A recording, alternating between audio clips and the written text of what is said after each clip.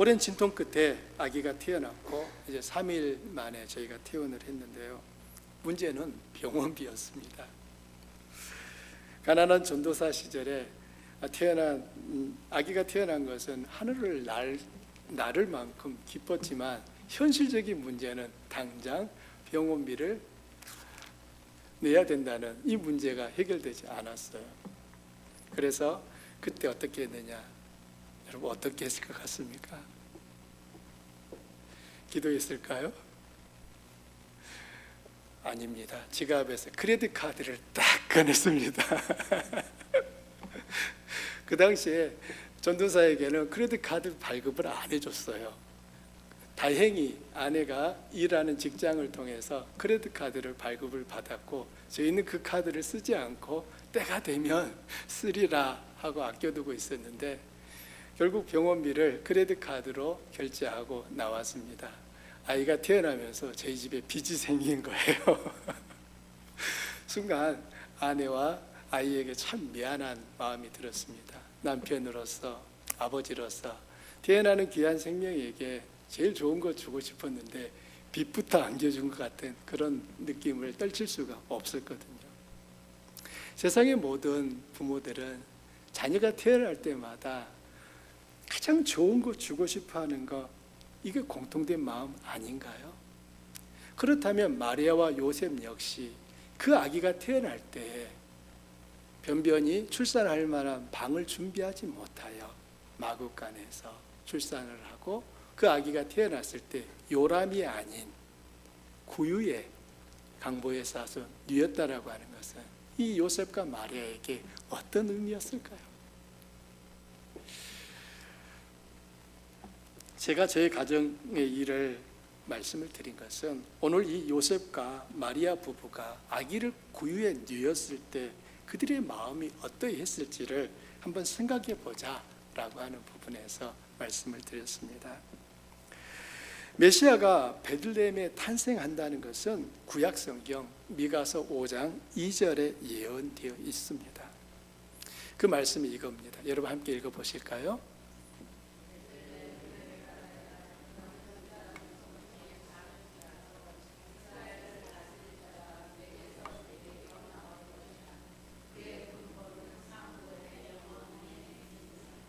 아멘. 베들레헴을 향하여 말하는 거예요. 네가 유다 족속 중에 가장 작은 거울이지만 너로부터 이스라엘을 다스릴 자가 나오는데 그분은 아주 오래전 상고에 영원 전부터 계신 분이었다라고 말을 하는 것입니다. 베들레헴은 요셉과 마리아의 집이 있는 갈릴리 나사렛에서 약 110km 떨어진 남쪽에 위치했습니다. 그 시대 대다수 사람들의 주요 교통수단은 걸어 다니는 것이었어요. 물론 넉넉한 부유한 사람들은 나귀를 탔겠지만 나사렛의 목수였던 요셉에게는 나귀를 탔을까? 아마 쉽지 않았을 것 같습니다. 그렇다면 결국 걸어서 갔을 텐데요. 가난한 요셉과 마리아가 그 출산한 임산부를 데리고 그 길을 걸어간다는 것은 결코 쉬운 일은 아니었을 것입니다. 성경은 왜 요셉이 마리아를 나사렛에 그대로 남겨두고 혼자서 베들레헴까지 가지 않았는지 구체적으로 얘기는 해주지 않습니다. 다만 두 사람이 함께 나사렛에서 베들레헴까지 갔고 그곳에서 아기를 낳았다는 거예요. 드러나는 이유는 호적을 하러 갔습니다.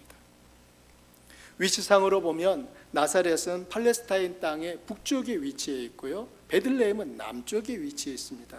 따라서 나사렛에서 베들레헴이라는 동네로 내려갔다라고 말해야 할 것 같은데 성경은 올라갔다고 말을 하고 있거든요. 나사렛은 해발 500m입니다. 이에 반해 베들레헴은 해발 700m예요. 그러므로 이 높이적인 부분에서 고려할 때 나사렛에서 베들레헴으로 올라갔다라고 하는 이 표현이 성립을 하는 것입니다. 요셉과 마리아 부부가 갈릴리의 나사렛에서 유대 베들레헴으로 이동한 것은 당시에 로마 황제였던 가이사 아구스토가 내린 호정령, 즉 인구조사를 하기 위해서였습니다. 누가복음 2장 1절에는 이렇게 말하고 있습니다. 그때 가이사 아구스토가 영을 내려 천하로 다 호적하라 하였으니 이 호적은 구레뇨가 수리아 총독이 되었을 때 처음 한 것이라. 모든 사람이 호적하러 각각 고향으로 돌아가매 요셉도 다윗의 집 족속이므로 갈릴리 나사렛 동네에서 유대를 향하여 베들레헴이라 하는 다윗의 동네로 그 약혼한 마리아와 함께 호적하러 올라가니 마리아가 이미 잉태하였더라. 메시아 탄생은 가이사 아우구스투스가 로마 제국에 인구 조사를 명령하고 세금을 매기는 계획을 세운 것과 관련이 있습니다. 거대한 로마 제국의 계획에서 보면 마리아와 요셉의 이야기는 아주 저 구석에 있는 작은 조각에 불과합니다. 가이사 아구스토가 마리아와 요셉을 알았을까요? 당연히 몰랐을 것입니다.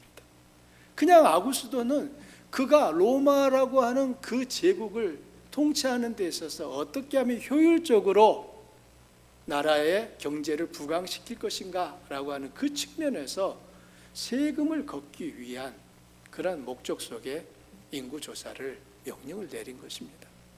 물론 다른 지역에서는 군대를 징집하기 위하여 인구조사를 하기도 했지만 유대 지역은 이 군대 징집에 있어서는 면제된 지역이었습니다.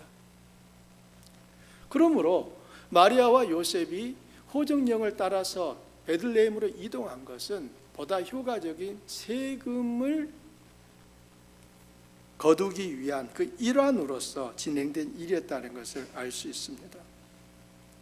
사람들의 관심도 또 눈에 띄지도 않을 만큼의 작은 일이었지만 그런데 이 모든 것이 하나님의 원대한 구원 계획의 일부가 되었다는 것은 놀랍지 않습니까? 마리아와 요셉이 그 나사렛에서 베들레헴으로 이동한 것이 뭐 그리 큰 일이었겠습니까? 그러나 하나님께서 계획하신 그 창조의 경륜 안에서 구원사를 이루어가기 위해서 마리아와 요셉은 어디로 가야만 했던 것입니까? 베들레헴입니다. 미가 선지자의 예언처럼 메시아는 베들레헴에서 태어나야만 하는 것입니다. 태어난 그 아기가 베들레헴에서 나지 않았다면 그는 예언의 성취자라고 할 수가 없겠지요. 이런 측면에서 갈릴리 나사렛에서 머물러 살고 있을 그곳에서 출산해야 할 그 마리아를 하나님은 가이사 아구스도의 호정령을 통하여 베들레헴까지 이동을 시키신 것입니다. 그런데 하나님은 세계의 영웅으로 그 아들을 보내지 않았습니다.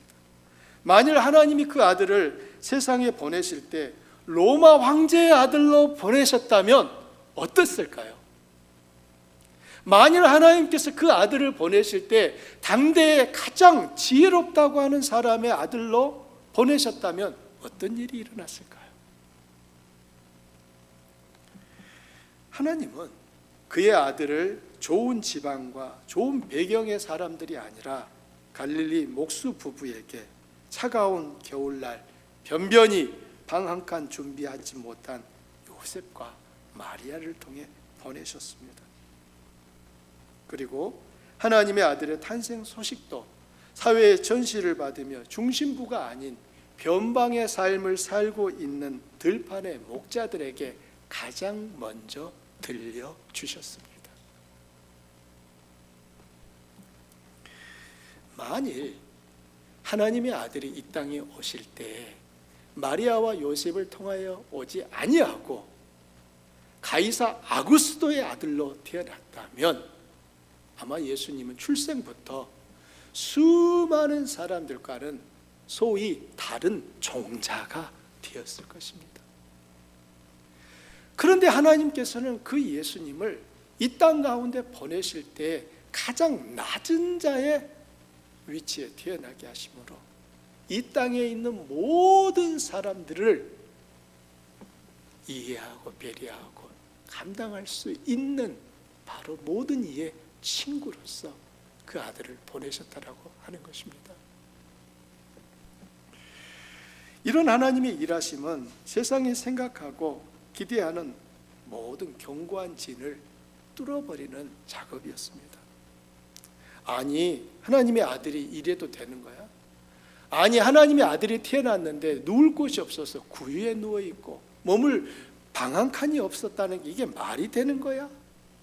아니, 구유에 누워있는 저 초라한 아기가 메시아라고?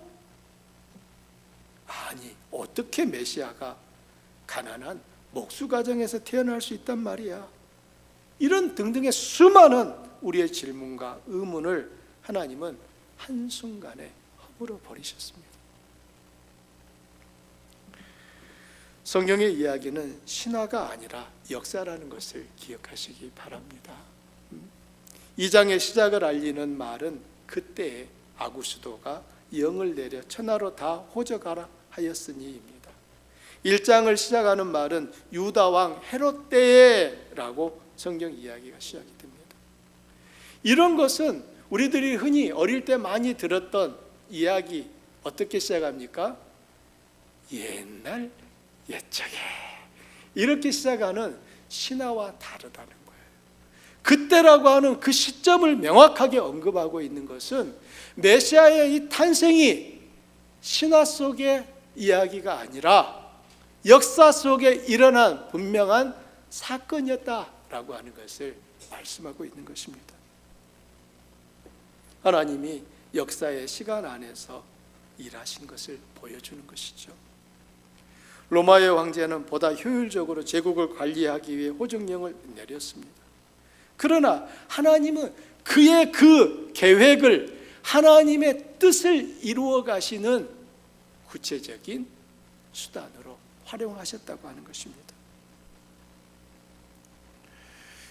모든 것이 오직 하나님 천지 만물의 창조자여 주인이신 그분의 지혜와 계획 아래 진행된 것입니다. 성경은 여호와 하나님이 세상의 주관자시고 왕 중의 왕인 것을 역사 속에서 여러 가지 방법으로 증거하고 있습니다. 그 중에 하나가 이사야 44장과 45장에 나오는 바사왕 고레스 왕의 이야기입니다. 이 바사는 오늘날의 이란을 말합니다. 페르시아예요. 그리고 이 고레스는 페르시아를 시작하게 만든 왕입니다. 그런 그를 성경은 어떻게 말하고 있는지 한번 보십시오. 이사야 44장 28절 말씀을 우리 함께 읽어보실까요? 고레스에 대하여는 이르기를 내 목자라, 그가 나의 모든 기쁨을 성취하리라 하며, 예루살렘에 대하여는 이르기를 중건되리라 하며, 성전에 대하여는 내 기초가 놓여지리라 하는 자니라. 아멘. 이사야 45장 1절부터 7절에 있는 말씀도 보십시오. 여호와께서 그의 기름 부음을 받은 고레스에게 이같이 말씀하시되, 내가 그의 오른손을 붙들고 그 앞에 열국을 항복하게 하며, 내가 왕들의 허리를 풀어 그 앞에 문들을 열고 성문들이 닫히지 못하게 하리라. 내가 너보다 앞서가서 험한 곳을 평탄하게 하며 논문을 쳐서 부수며 쇠빗장을 꺾고, 내가 흑암 중에 보화와 은밀한 곳에 숨은 재물을 주어 네 이름을 부르는 자가 나 여호와 이스라엘의 하나님인 줄을 내가 알게 하리라. 내가 나의 종 야곱, 내가 택한 자 이스라엘을 위하여 네 이름을 불러 너는 나를 알지 못하였을지라도 내게 칭호를 주었노라. 나는 여호와라. 나 외에 다른 이가 없나니 나밖에 신이 없느니라. 너는 나를 알지 못하였을지라도 나는 내 띠를 동일 것이요 해 뜨는 곳에서든지 지는 곳에서든지 나밖에 다른 이가 없는 줄을 알게 하리라. 나는 여호와라. 다른 이가 없느니라. 나는 빛도 짓고 어둠도 창조하며 나는 평안도 짓고 환난도 창조하나니 나는 여호와라. 이 모든 일들을 행하는 자니라 하였느니라. 아멘. 놀랍게도 하나님은 이방인이었던 고레스를 나의 기름 부은 자라고 말을 하고 있습니다. 여러분, 이스라엘의 역사 아래서 기름 부음을 받는 사람은 세 가지 직분이었지 않습니까? 선지자, 왕, 제사장이었어요. 그렇다면 하나님이 이방인인 고레스에게 기름을 부으셨다는 것은 그를 하나님이 세운 왕이라고 하는 것을 말하는 것입니다. 놀랍게도 지금 이 예언을 하고 있는 이사야 선지자는 예수님 오시기 700년 전의 사람입니다. 그러면 이사야가 예언하고 있는 이 고레스는 언제 태어났을까요? 예수님 오시기 약 500년 전에 태어났습니다. 시간을 계산해 보면 이사야가 고레스보다 약 200년 전의 사람입니다. 그러면 이사야는 아직 태어나지도 않은 고레스에 대하여 지금 예언을 하고 있는 거예요. 아직 세워지지도 않은 바사라고 하는 그 나라가 일어날 것을 이사야 선지자는 예언을 하고 있는 것입니다. 왜 고레스가 중요하냐? 이 고레스가 왕이 되면서 바벨론을 무너뜨립니다. 그리고 바벨론이 유다에서 끌고 왔던 그 유다 민족이 다시 예루살렘으로 돌아가는 것을 허락해 준 사람이 바로 이 고레스였단 말이에요. 고레스가 왕으로 등극하고 나서 유다 백성들은 예루살렘으로 돌아가도 좋다 이렇게 명령을 내렸을 때, 허락을 했을 때, 그때 수르바벨과 유다 민족들이 예루살렘으로 돌아가 솔로몬이 지었던 무너진 그 성전을 다시 수르바벨과 유다 백성들이 세우게 되는 것입니다. 이런 역사를 보면 참으로 놀랍지 않습니까? 역사 속에서 이사야 선지자의 예언대로 고레스가 태어나고 그가 세운 바사에 의해 바벨론은 멸망을 당하고 바벨론에 의해 포로로 끌려갔던 유대 민족은 수르바벨과 함께 예루살렘으로 돌아옵니다. 아직 일어나지 않은 일들이었습니다. 그런데 이 예언이 고스란히 그대로 다 이루어졌습니다. 할렐루야. 에스라는 이 일을 그의 성경 1장 1절에 기록을 하고 있습니다. 여러분 이 부분도 함께 읽어보실까요? 바사왕 고레스 원년에 여호와께서 예레미야의 입을 통하여 하신 말씀을 이루게 하시려고 바사왕 고레스의 마음을 감동시키심에 그가 온 나라에 공포도 하고 조소도 내려 이르되 바사왕 고레스는 말하노니 하늘의 하나님 여호와께서 세상 모든 나라를 내게 주셨고 나에게 명령하사 유다 예루살렘의 성전을 건축하라 하셨나니 이스라엘의 하나님은 참 신이시라. 너희 중에 그의 백성된 자는 다 유다 예루살렘으로 올라가서 이스라엘의 하나님 여호와의 성전을 건축하라. 그는 예루살렘에 계신 하나님이시니라. 아멘. 자, 지금 이 말을 누가 하고 있는 것 같습니까? 에스라가 하고 있습니까? 아니에요. 지금 이 말을 하고 있는 사람이 누군가를 보셔야 돼요. 바사왕 고레스의 마음을 감동시키시며 그가 온 나라에 공포하고 조소도 내려 이르되 바사왕 고레스는 말하노니, 지금 누가 이 말을 하고 있는 거예요? 고레스예요. 고레스가 뭐라고 했어요? 하늘의 하나님 여호와께서 세상 모든 나라를 내게 주셨다. 나에게 명령을 내려서 유다 예루살렘의 성전을 건축하라고 하셨다. 이런 말들을 지금 이방인인 고레스가 하고 있단 말이에요. 이 내용만 보면 믿음이 신실한 사람이, 하나님의 자녀가, 유다 백성이 말했을 것 같은데 그게 아니에요. 전혀 하나님과 상관없어 보이는 이방인 고레스가 말한 거예요. 고레스가 말한 것을 에스라가 그의 성경에 인용해서 써놓은 것입니다. 여러분, 이런 걸 보면 우리는 소위 요즘 젊은 애들이 말하는 깍 소름, 이제 이런 걸 느끼셔야 돼요. 정말 하나님께서 말씀하신 그 일들이 어쩜 이렇게 놀랍게 이루어지는가? 결국 성경은 이러한 역사를 통하여 무엇을 말씀하고 싶은 거죠? 우리가 경외하는 그 하나님께서 왕 중에 왕이시며 세상 역사를 주관하고 계신 분이라는 것을 말하는 것입니다. 여러분에게 여쭤볼게요. 여러분을 누가 만들었습니까? 여러분이 지금 고만한 키는 누가 계획하신 것입니까? 여러분의 눈은 누가 그렇게 찢어 놓으셨습니까? 여러분에게 있어서 모든 재능과 능력은 누구로부터 온 것입니까?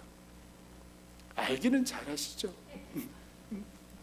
저는 한때 제 키가 요만한 것에 대해서 참 마음에 불편함이 있었어요.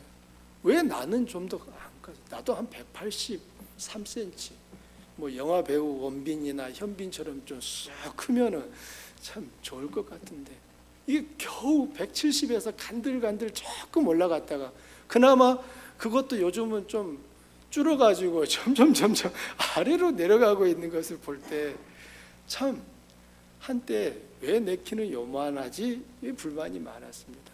그런데 제가 믿음을 가지고 나서 하나님의 경륜과 역사에 대한 눈이 띄어지니까 있는 그대로 저를 이제 받아들이게 됐습니다. 하나님이 요만큼이라도 주신 게 너무 감사하구나. 나에게 가장 적합하게 주신 줄 믿습니다. 라고 살고 있습니다. 하나님이 창조주시고 그분이 역사를 주관하시는 하나님, 그냥 저 허공에 계신 분이 아니라 우주 가운데 계신 하나님이 아니라 지금 여기에 나와 함께하고 계신 하나님이라는 것을 우리 모두가 고백할 수 있기를 바랍니다. 다시 본문으로 돌아가 보시죠.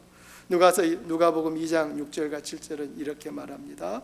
거기 있을 그때 해산할 날이 차서 첫 아들을 낳아 강보로 싸서 구유에 뉘었으니 이는 여관에 있을 곳이 없음이라라. 요셉과 마리아는 베들레헴에서 아기를 출산하게 되는데요, 예수님의 탄생은 단지 한 아기가 태어나는 사건 이상의 의미를 담고 있습니다. 예수님의 탄생은 하나님의 약속이 성취된 사건이었습니다. 갓 태어난 아기를 옷으로 감싸는 행위는 고대 유대인들의 관습이었어요. 이 관습은 오늘날에도 시리아와 팔레스타인의 마을에서는 여전히 지켜지고 있다고 합니다. 아기가 태어나면 옷으로 소복이 싸주는 거예요. 그런데 그 아기가 누운 곳이 어디입니까? 구유예요. 구유가 무엇을 하는 용도죠? 소나 양이나 염소와 같은 이 마구간의 가축을 위한 여물통이잖아요. 이는 여관에 그를 위한 방이 없었기 때문이다 라고 말하는데, 우리는 여기서 이 여관의 의미에 대한 오해를 좀 풀으셔야 돼요. 일반적으로 우리는 여관하면 어떤 것으로 이해하고 있습니까? 나그네들이 여행을 하다가 하루를 묵어가기 위하여 쉬는 곳, 이렇게 생각을 하고 있어요. 이런 관점 때문에 영어 성경도 이 여관이라는 단어를 in이라는 영어 단어를 써서 표현을 하고 있습니다. 그런데 여기에는 좀 오해가 있어요. 여기에 쓰인 여관을 의미하는 헬라어 단어를 보면 카탈루이마라고 하는 단어를 쓰고 있습니다. 이것은 우리들이 흔히 생각하는 여관이나 호텔을 가리키는 용어가 아니에요. 선한 사마리아 사람의 비유 이야기 기억해 보십시오. 여행을 하던 이 선한 사마리아인이 강도 만난 사람을 발견하고 그를 나귀에 태워서 어디로 데리고 갑니까? 여관으로 데리고 가서 그 여관에서 그를 치료해 주지 않습니까? 결국 사마리아 사람도 그 여관에서 하루를 묵고 다음 날 이제 더 멀리 가야 될 때 여관 주인을 불러서 돈을 맡기고 이 사람을 치료해 주시오. 만일 돈이 덜 들면 내가 돌아올 때에 더 주리다. 이렇게 하지 않습니까? 그렇다면 이 사마리아 사람의 비유에 나오는 그 여관은 헬라어로 카탈리마라는 단어를 썼을까요? 아니라는 것입니다. 어떤 단어를 쓰고 있냐면 여기에는 판도케이안이라고 하는 단어를 쓰고 있어요. 판도케이안. 즉 무슨 말이냐? 요셉과 마리아가 여관이 없어서 아기를 마구간에서 낳았다라고 하는 이 여관과 선한 사마리아 사람이 묵었던 그 여관은 같은 개념이 아니라는 것이죠. 1세기 팔레스타인의 전형적인 가옥 형태를 이해하는 게 필요해요. 1세기의 이 팔레스타인의 집들은 3개의 공간을 가지고 있었습니다. 중앙에 가족이 머무는 큰 방이 있었고요, 큰 방의 한쪽 끝에는 가축을 위한 마구간이 있었어요. 즉 주인이 머무는 큰 방과 마구간이 어떻게 되어 있는 거예요? 붙어 있는 거예요. 그리고 또 그 반대편 끝쪽에 사람이 머물 수 있는 이 손님방에 해당하는 빈 방, 객실이 준비되어 있었습니다. 그런데 그 객실을 부르는 말이 카탈리마인 거예요. 이 세 개의 방은 각각 따로 출입문이 있었습니다. 우선 중앙에 있는 이 주인이 머무는 그 방과 또 손님이 왔을 때 머물 수 있는 그 카탈리마, 객실과는 그 사이에 아주 두꺼운 벽이 세워져 있었어요. 하지만 주인이 머무는 그 중앙의 방과 마구간 사이에는 이 객실을 막고 있는 그런 튼튼한 벽이 아니라 위가 터져 있는 작은 벽이 세워져 있었습니다. 이것은 주인이 어느 때든지 동물들에게 먹이를 먹이려면 밖으로 돌아서 가지 않고도 그 집 안에서 바로 동물들에게 먹이를 줄 수 있었다는 것을 의미하는 겁니다. 그렇다면 지금 마리아하고 요셉이 머물렀다고 하는 마구간은 바로 그 구조를 가지고 이해를 하셔야 되는 거예요. 주인의 방과 붙어 있는 바로 그 장소에서, 거기에 동물들이 있는 그곳에서 지금 마리아와 요셉은 머물게 된 것입니다. 그럼 이제 이런 의문이 떠오릅니다. 왜 그러면 카탈리마라고 하는 그 빈방으로 가지 아니하고 마구간에서 요셉과 마리아는 머물렀는가 하는 것입니다. 그 이유는 마리아와 요셉이 베들레헴에 도착했을 때 가정들마다 빈 객실, 즉 빈 방이 없었던 것입니다. 요셉과 마리아뿐만 아니라 호적을 하러 여기저기서 몰려온 수많은 사람들이 먼저 와서 그 카탈리마, 빈 방은 다 차지했던 것입니다.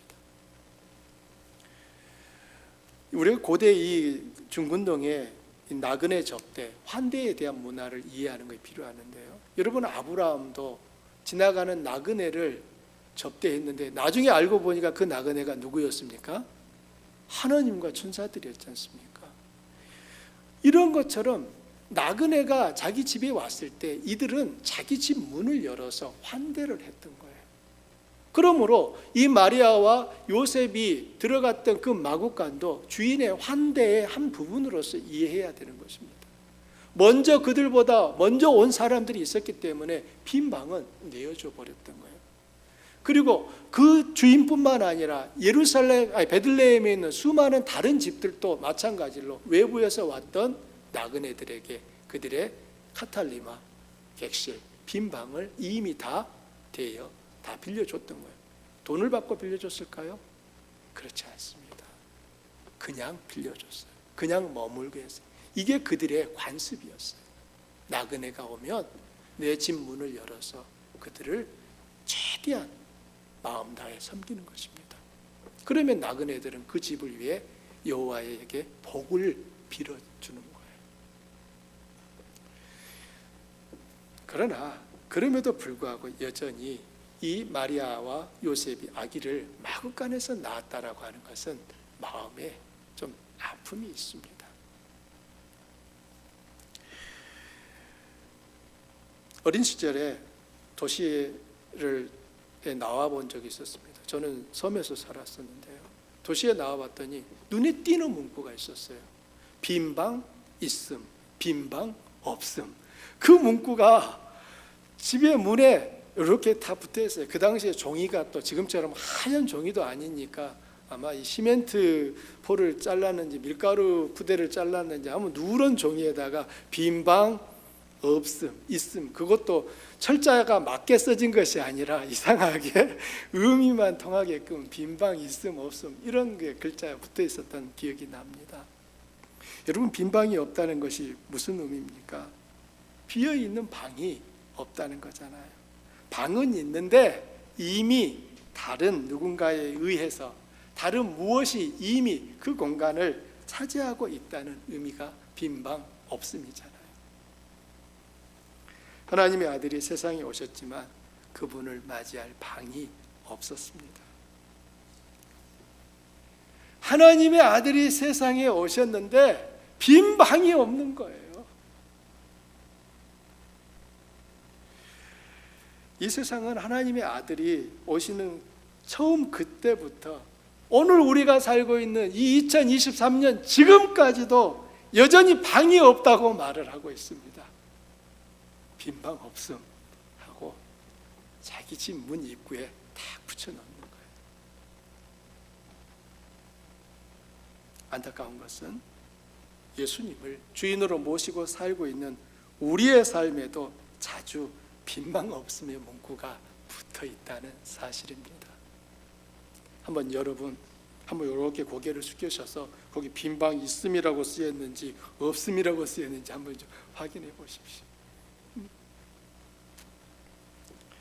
빈 방은 1차적으로 물리적 공간을 의미하지만 성경은 이 방을 은유적으로 표현하여 우리 각 사람의 마음을 의미하고 있습니다. 그렇다면 빈 방 없음은 주님이 들어오시도록 열어드릴 내 마음의 공간이 없다는 의미일 것입니다. 무엇이 우리의 빈 방을 가득 채운 걸까요?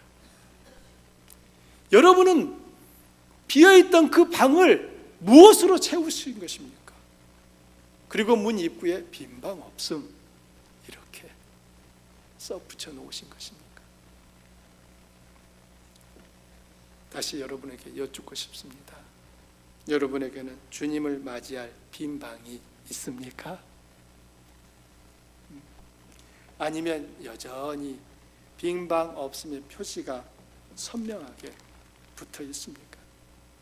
한 해를 마무리하고 주님의 오심을 기다리는 이 12월의 이 시점에서 다시 한번 우리 마음의 방을 정돈해 보시기를 부탁을 드립니다.